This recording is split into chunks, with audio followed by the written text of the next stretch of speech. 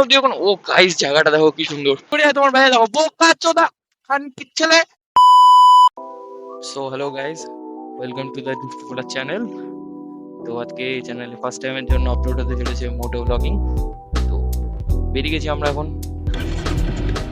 চলো আজকে সকালবেলা রাইড নেবে তোমরা আমার সাথে।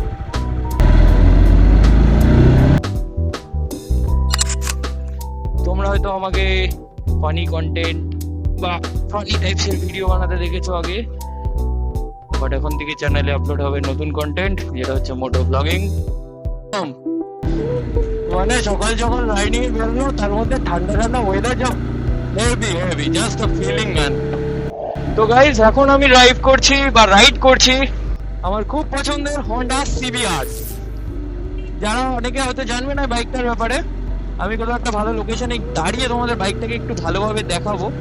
বাট এটা অনেক আগে লঞ্চ করেছিল ইন্ডিয়ান মার্কেটে, আর খুব একটা হিট ছিল না। বাট ভাই এর ইঞ্জিনটা জেম, ভাই একটা জেম ইঞ্জিন।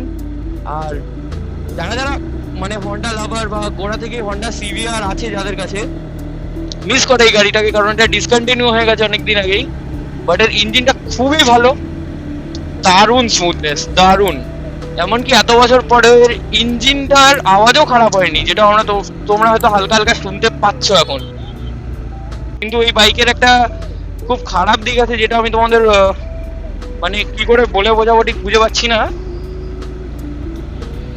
এই বাইকটা যখন মার্কেটে লঞ্চ হয় তখন কোম্পানি যে অ্যাটেনশন নিয়ে এটাকে লঞ্চ করেছিল সেটা ছিল সেই সময়কার R15, যেটা মার্কেটে খুব নাম করেছিল R15 কে কম্পিটিশন দেওয়ার জন্য। বাট এই বাইকটা সেরকম ভাবে পারফর্ম করতো না। কেন বলছি করতো না? কারণ R15 এত ছোট ইঞ্জিন হওয়াতেও ওর টর্ক আর ইনিশিয়াল পিক আপ খুব ভালো ছিল। বাট এই বাইকটার টর্ক আর ইনিশিয়াল পিক আপ কিন্তু R15 এর মতন ভালো ছিল না। বাট এর টপ এন্ড ভালো ছিল, R15 এর সমান সমান বলতে পারো, একদম হেড টু হেড চলতো দুটো বাইকই, সেটাতে কোনো অসুবিধা ছিল না। কিন্তু R15 এর মতন এর ইনিশিয়াল টর্কটা ছিল না, যার জন্য এর পারফরমেন্স মানে যারা R15 চালানোর পরে এই বাইকটা ট্রাই করেছিল, বা যারা সে সময় 20ও ছিল বাজাজের, তো অনেকে এই বাইকটার পারফরমেন্স ইনিশিয়ালি অত ভালো না থাকার কারণে পছন্দ করেনি। বাট এই বাইকটার ইঞ্জিন খুব রিলায়েবল, একে খুব ভালোভাবে ইউজ করার পরেও এ এখনো খুব স্মুথ রান করে। আর অবভিয়াসলি স্পোর্টস বাইক সেরকম তো ফিউল এফিশিয়েন্ট হবে না, বাট হ্যাঁ বলতে পারো অলমোস্ট R15 এর মতনই এর মাইলেজ। আর হন্ডা অবভিয়াসলি জানো তোমরা খুব রিলায়েবল হয়। বাট কেন যে হন্ডা এটাকে ডিসকন্টিনিউ করলো, কোনো আপগ্রেড দিল না ইন্ডিয়ান মার্কেটে, সেটা মানে একটা ভাববার বিষয়। এত সুন্দর একটা বাইককে ডিসকন্টিনিউ করে দেওয়া, তারপরে সেটাকে আর কোনো আপগ্রেড না দেওয়া, বাবা এটা কি এই মেরেছে, এটা কি? এই বাইকটা যদি যে আপগ্রেডের সাথে ইন্টারন্যাশনাল মার্কেটে লঞ্চ হয়েছে, সেই আপগ্রেডের সাথে যদি এই বাইকটা ইন্ডিয়ান মার্কেটে আবার লঞ্চ হয়, এ আবার মার্কেট ধরে নেবে। বাট যারা যারা হন্ডা সিবিআর মিস করো ভাই, যারা যারা অনেক পুরনো বাইকার, যাদের কাছে হন্ডা সিবিআর ছিল, যারা এক্সপিরিয়েন্স করে দেওয়া, যাদের কাছে এখনো আছে, প্লিজ প্লিজ প্লিজ তারা কমেন্ট করো। তারা যদি আমার ভিডিওটা দেখে থাকো বা তাদের অব্দি আমার ভিডিওটা পৌঁছে থাকে, প্লিজ কমেন্ট করো যে তোমাদের এই বাইকটার সাথে কিরকম এক্সপিরিয়েন্স। আমার এক্সপিরিয়েন্স খুবই ভালো, অনেস্টলি আমার এক্সপিরিয়েন্স খুবই ভালো এই বাইকটার সাথে। বিকজ কোনো এক্সট্রা হ্যাপা নেই, কোনো এক্সট্রা ইলেকট্রনিক্স নেই। 150cc স্পোর্টস বাইকে যতটা ইলেকট্রনিক্স দরকার ততটা, এফআই একটা সুন্দর এফআই ইঞ্জিন, একটা রিলায়েবল ইঞ্জিন, আর প্রচন্ড মিনিমালিস্টিক একটা ইনস্ট্রুমেন্ট ক্লাস্টার। কারণ একটা 150cc বাইকে বেশি কিছু প্রয়োজন হয় না। সো অত কিছু একটা 150cc স্পোর্টস বাইক বলো কি নর্মাল বাইকগুলো প্রয়োজন হয় না, বিকজ অত পাওয়ার এর মধ্যে নেই। বাট এই বাইকটা না নর্মাল কোনো আদার্স কোনো স্পোর্টস বাইকের থেকে প্রচন্ড কমফোর্টেবল। আমি অনেকক্ষণ ধরে রাইড করছি কন্টিনিউয়াসলি, প্রায় 5-7 কিলোমিটার হয়ে গেল। বাট বাইকটা এতটা কমফোর্টেবল ফিল হচ্ছে আমার যে এখনো অব্দি এখন ও গাইস জায়গাটা দেখো কি সুন্দর। এখানটাই দাঁড়াবো, ইউটার্ন মারি, ইউটার্ন মারি, চলো গাইস ইউটার্ন মারি, একটা ইউটার্ন মেরে এখানেই দাঁড়াই। জায়গাটা দারুণ লাগছে, রিয়ার ভিউ মিররটা এবার ঠিক আছে। তো আমরা এখন একটা ইউটার্ন মারবো, ইউটার্ন মেরে এদিকেই কোথাও দাঁড়ানোর চেষ্টা করবো, সামনে ইউটার্ন আছে কিনা সেটাই দেখতে আমরা একটু আগে যাচ্ছি। ও যেটা বলছিলাম গাইস, এই বাইকটা প্রচন্ড কমফোর্টেবল। আর যদি বলো এর সিটিং পশ্চার অতটা অ্যাগ্রেসিভ নয়। আমি অনেকক্ষণ ধরে বাইকটা রাইড করবো, আমার কিন্তু খুব একটা যে হাতে ব্যথা হয়েছে আমি বলবো না। ইনফ্যাক্ট আমার কোথাতেও কোনো প্রবলেম হচ্ছে না। আমি অলমোস্ট একটু আপরাইট পজিশনে বসেছি, বাট আপরাইট পজিশনটা একটু স্পোর্টিয়ার। তো খুব একটা প্রবলেম হয় না। আর এই গাড়িটা নিয়ে লংও যাওয়া যায়। অনেকেও দেখেছে হয়তো যে হন্ডার 150 বা 250 সিসি যেগুলো, সেইগুলো নিয়ে অনেকে 150 মানে খুব একটা আমি ট্যুর করতে দেখিনি, বাট 250 সিসিটা নিয়ে আমি খুব ট্যুর করতে দেখেছি মানুষকে। তো হন্ডা, হ্যাঁ ভাই, এমন স্পোর্টস বাইক বানিয়েছিল যেটা দিয়ে ট্যুরিংও করা যায়। আর সত্যি কথা বলতে আমি খুব একটা জোর বাইক চালাই না, আর আমি প্রমোটও করি না। বিকজ ভাই সেফ চালাও, নিজের সাথে আরো 5 জনের সেফটি নিয়ে চলো ভাই রাস্তায়। বাইক চালাচ্ছি মানে এই না যে সবসময় চলতে হবে খুব জোরে। এখান থেকে ইউটার্নটা নিয়ে নিই। অবশ্যই টপ স্পিড আমার চেক করা হয়ে গেছে। ওই বললাম না, R15 ভার্সন 2 এর খুব কাছাকাছি। 0.1 কি 0.2 কিলোমিটারের ডিফারেন্স হবে, 1 কিলোমিটারেরও ডিফারেন্স পুরো না। তো গাইস ইউটার্ন তো নিয়ে নিয়েছি, কিন্তু কোনো ফাঁকা জায়গা পাচ্ছি না, কারণ ফাঁকা জায়গা। লোকেশনটা দারুণ, এই লোকেশনটা কি ওয়েদার। তো আমি এই জায়গাটা দাঁড়াতে চেয়েছিলাম, কিন্তু জায়গাটা দাঁড়াতে পারলাম না। খুব ভালো জায়গা ছিল, বাট আমি সামনে ফাঁকা জায়গা কোথাও দাঁড়ানোর চেষ্টা করছি। এইখানটাই দাঁড়াই। এই হচ্ছে আমার পার্টনার আজকের। হাই। আমরা রাতে ঠিকঠাক ঘুমাইনি এক্সাইটমেন্টের চোটে।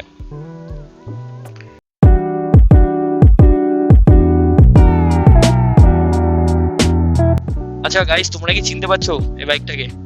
অনেকেই চেনো না, তো বলে দিই, এটা হন্ডার অনেক পুরনো একটা বাইক, স্পোর্টস বাইক, যেটা আজকে থাকলে হয়তো R15 মার্কেট পেত না। আর খুবই পছন্দের একটা বাইক আমার বা অনেকের, যারা এই বাইকটা ওন করো বা এই বাইকটা যাদের কাছে ছিল বা আছে। খুবই ভালো, এটা খুবই ভালো একটা প্রোডাক্ট ছিল হন্ডার। হন্ডা ডিসকন্টিনিউ করে দিয়েছে, যার জন্য ভাই অনেক বাইকারদের মন খারাপ। তো গাইজ এখন আমরা চলে এসেছি একটু রোড ছেড়ে একটু ভেতরের রাস্তায়, কারণ আমাকে এই রাস্তা দিয়ে বাড়ি ফিরতে হবে। আর রোডটা কিছু সময় পর, মানে সকালবেলার টাইমটা ফাঁকা থাকে, তাই সকালবেলার টাইমটা রোডটায় যাওয়াটা সেফ হয়।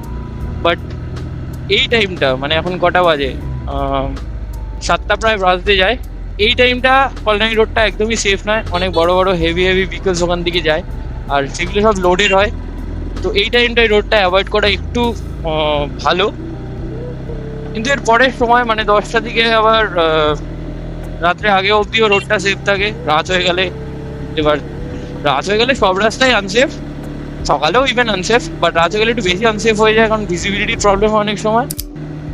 ওয়াও, কার্ভস বন্ধু, কার্ভস। এগুলো কর্নারিং না, এগুলো কার্ভস। এই রাস্তায় প্লিজ ভুলে কেউ কর্নারিং করতে যাও না, ছিদ্রে পড়ে যাবে।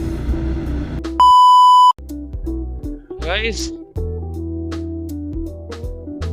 অলমোস্ট অনেকটা ভেতরের রাস্তায় ঘোরাঘুরি করার পরে ফাইনালি বাড়ি থেকে অনেকটা আসতে পেরেছি। কিন্তু এই রাস্তাটা দিয়ে আসা মনে হয় আমার একটু ভুল ডিসিশন হয়ে গেছে। ওরে বাপ রে বাপ, ওরে বাপ রে বাপ, ওরে ওরে ওরে বাপ রে বাপ। হ্যালো ডগি,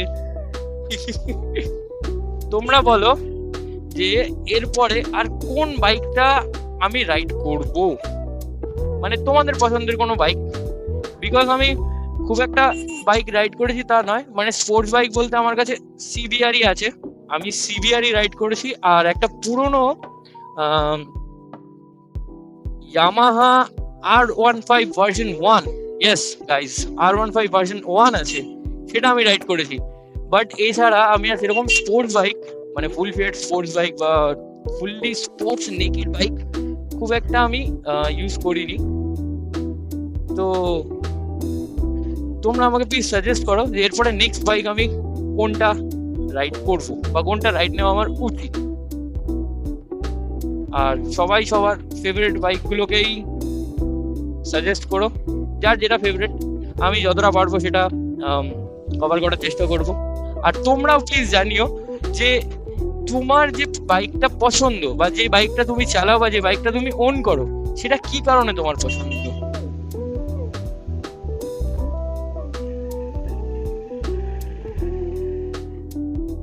ও বাবা, গলির মধ্যে এত বড় বাস, এরপরে গলিতে প্রতিটা লরি ঢুকিয়ে দেয়। বাপ রে বাপ। আর একটা জিনিস, এই যে এই স্কুলটা দেখছো, এটা আমার পুরনো স্কুল, আমি আগে স্কুলে পড়তাম। যদিও বা এই স্কুলটা খুব নাম করা ব্যারাকপুরের। স্কুলটা মানে আমার জীবনে একটা অনেক বড় পার্ট, আর এই স্কুল লাইফটাকে খুব মিস করি এখন। এই রাস্তার লোকজন একটু বেশি শিক্ষিত, অশিক্ষিত বলে অপমান করবো না, বেশি বলছি। এই রাস্তায় কনসেন্ট্রেট বেশি করতে হয়, কারণ টোটো ফোটোর যা সিন আছে না এই রাস্তায়, তোমাকে কোন সময় কোন দিক দিয়ে চাপিয়ে দেবে, মেরে দেবে, ও দেখবে না ভাই, ও মেরে দিয়ে চলে যাবে। ওর বাবার রাস্তা, ওর কিচ্ছু যায় আসে না। তুমি পড়ে যাও মরে যাও, তুমি বাস করে যাও, তোমার বেড়ে যাবো বোকা চোদা খান ছেলে। সরি গাইস, খারাপ শব্দ ব্যবহার করে ফেললাম, বাট করতে হয়, মানুষজন পাগলা চোদা যাকে বলে। Home sweet home. ভাই আমার বাড়িও খুব একটা শহরে না, বাট জায়গাটা ভালো, কিন্তু রাস্তাটা ভালো না। আর পুজোর আগে জানোই তো, আমাদের রাজ্যে পুজোর আগে রাস্তা খোঁড়াখুড়ির যে কি মানে একটা নতুন নিয়ম, যেমন হয় না পুজোর আগে বাঙালি ঘর ঝাড় দেয়, তেমনই এই দেখো পুজোর আগে আমাদের রাজ্যে রাস্তা ঠিক করার একটা নিয়ম চলে, নতুন নিয়ম। তো গাইস, আজকের মতন ব্লগটা এন্ড করছি এখানেই। প্রথম ব্লগ আমার চ্যানেলের, প্লিজ কেউ মাইন্ড করো না যদি ভুল টুটি করে থাকি, ক্ষমা করে দিও। আর তোমরাও সাজেশন দিও কমেন্টে, এরপরে আর কি করা যায় নতুন। প্লিজ তোমরা কিন্তু সাজেশন দিও, কি ভুল হয়েছে ব্লগে, কি ইমপ্রুভ করা উচিত, সব কিছু। আর লাইক কমেন্ট শেয়ার করতে ভুলো না, চ্যানেলটা অবশ্যই সাবস্ক্রাইব করো ভিডিওটা ভালো লাগলে। তো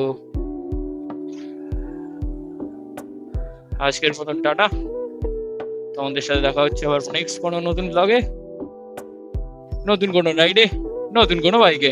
সো টাটা।